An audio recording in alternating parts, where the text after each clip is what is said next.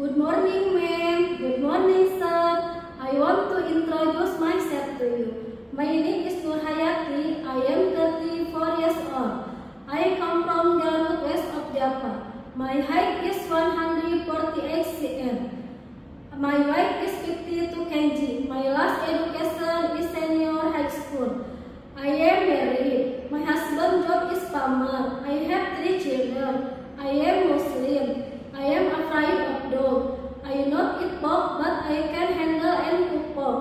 I have working experience before in Jakarta 3 years, from 2021 until 2024. My job is general housekeeping, cooking, ironing, washing, marketing, taking children, and elderly person.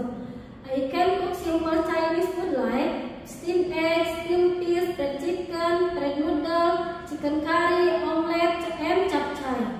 I want to work in Singapore because I want to earn more money for my family and my future. I promise to be hardworking, obedient, polite, honestly, and I will not break the contract until finish 2 years or more. I'm finished. Introduce myself to you. Thank